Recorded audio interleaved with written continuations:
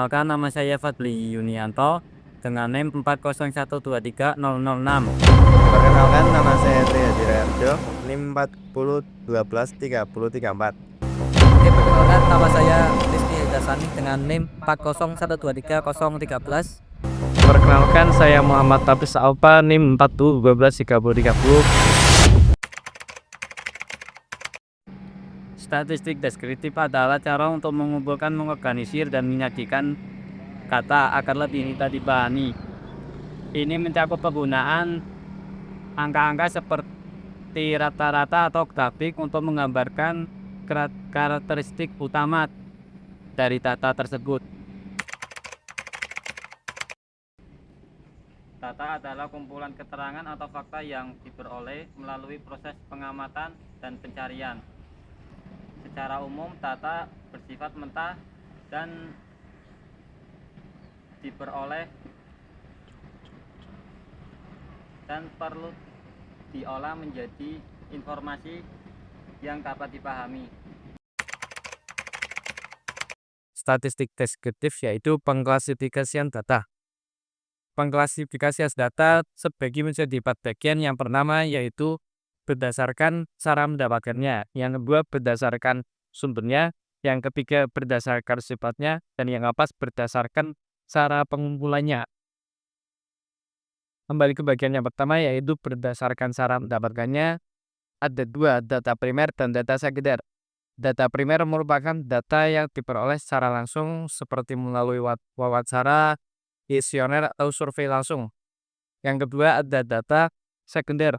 Data sekunder merupakan data yang diambil dari penelitian yang telah ada sebelumnya. Kebagian yang kedua yaitu berdasarkan sumbernya. Yang pertama ada data internal dan data eksternal.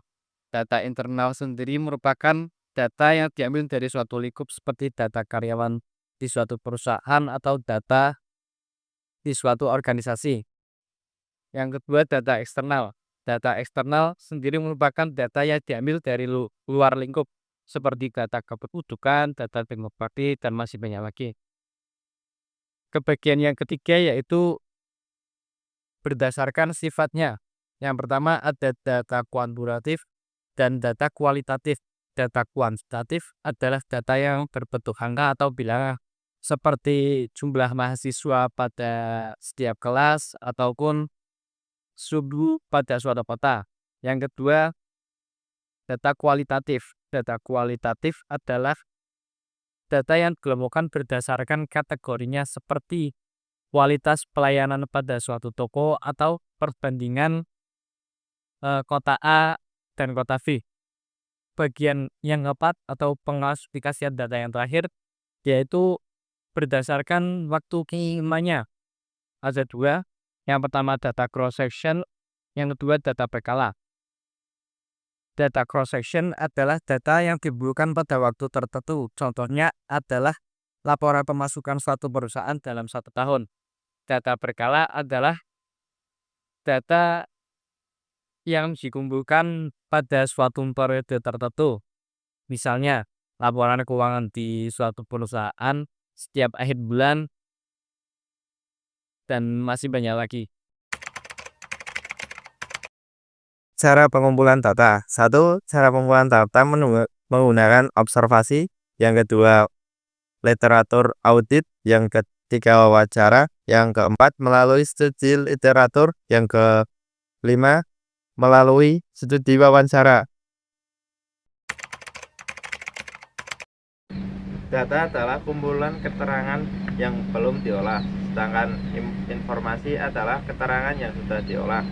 Bukti audit adalah informasi yang digunakan oleh auditor untuk menilai suatu informasi yang terukur, dan simpulan audit bergantung pada bukti yang valid. Penyajian data dalam statistik deskriptif bisa dilakukan dengan cara yang sederhana seperti berikut. Yang pertama menggunakan tabel, yang kedua menggunakan diagram batang, yang ketiga menggunakan diagram lingkaran, yang keempat menggunakan histogram, dan yang terakhir kelima menggunakan diagram garis. Yang pertama menggunakan tabel. Tabel menyajikan data dalam bentuk baris atau kolom agar mudah dibaca dan dapat mudah dipahami sehingga dapat dibandingkan antara data lain dengan yang satunya. Yang kedua, diagram batang. Diagram batang menggunakan batang untuk menunjukkan perbandingan data antara data yang satu atau dengan data yang lain. Dan ketiga, diagram lingkaran. Diagram lingkaran menunjukkan proporsi data dengan menggunakan dalam bentuk diagram lingkaran. Yang keempat, histogram. Histogram menggunakan menampilkan distribusi data secara kontinu dengan menggunakan diagram batang. Yang kelima, diagram garis. Diagram garis menunjukkan perubahan data seiring berubahnya waktu. Cara ini mempermudah pembahasan data dengan cara visualisasi atau angka secara akurat. Manfaat dari kita belajar statistik deskriptif adalah dapat membantu kita dalam menyederhanakan data kompleks agar lebih mudah dipahami, mengidentifikasi pola dan tren, serta mendukung pengambilan keputusan berdasarkan fakta. Statistik ini juga menjadi dasar untuk analisis lebih lanjut dan mempermudah penyampaian hasil melalui ringkasan atau visualisasi.